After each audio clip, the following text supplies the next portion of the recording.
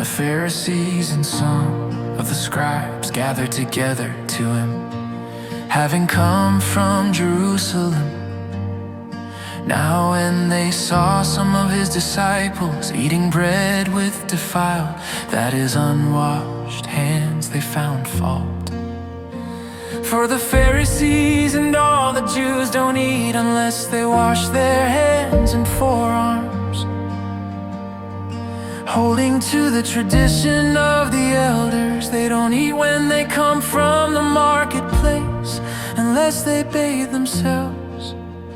And there are many other things which they have received to hold to: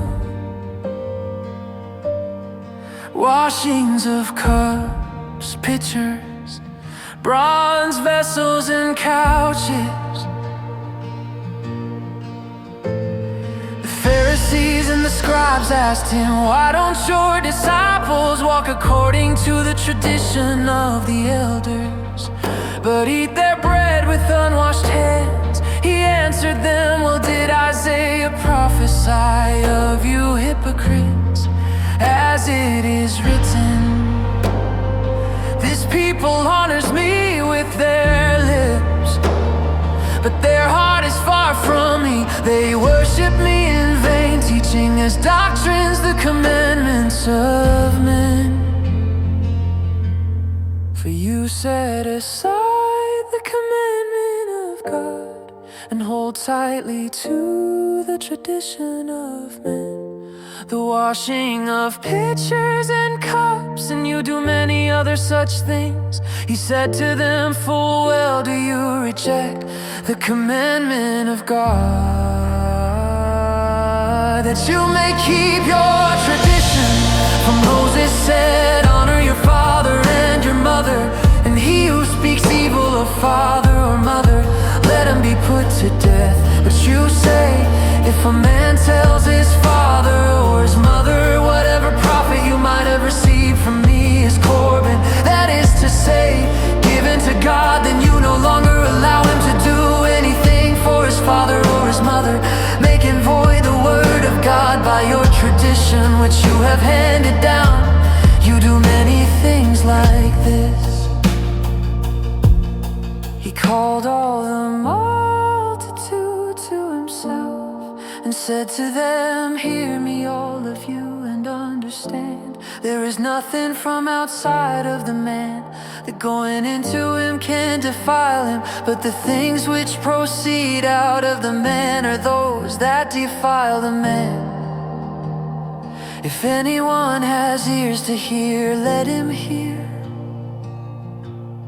When he had entered into a house away from the multitude, his disciples asked him about the parable. He said to them, "Are you also without understanding? Don't you perceive that whatever goes into the man from outside can't defile him, because it doesn't go into his heart, but into his stomach, then into the latrine, making all foods clean?"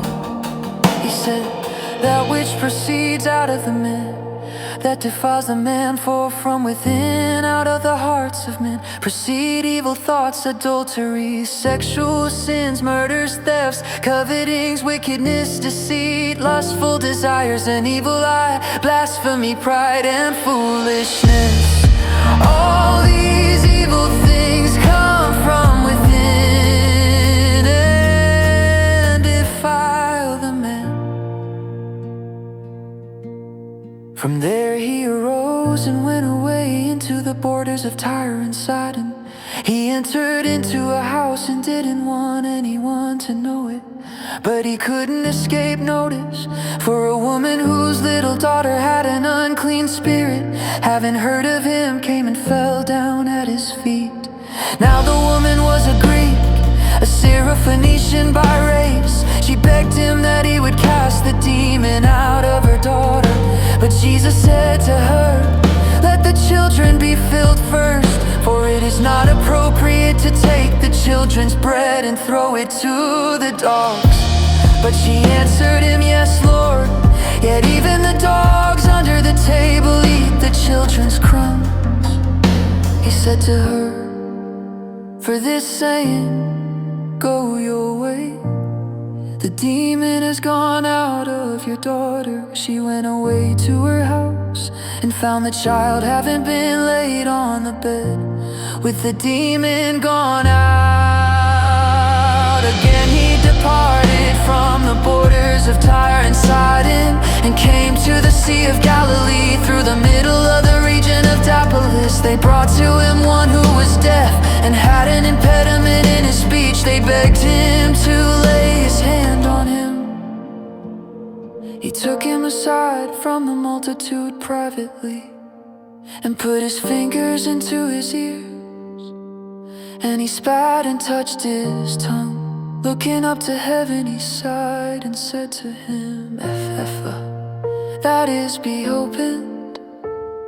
Immediately his ears were opened, and the impediment of his tongue was released, and he spoke clearly. He commanded them that they should tell no one, but the more he commanded them, so much the more widely they proclaimed it. They were astonished beyond measure, saying, he has done all things well. He makes even the deaf hear,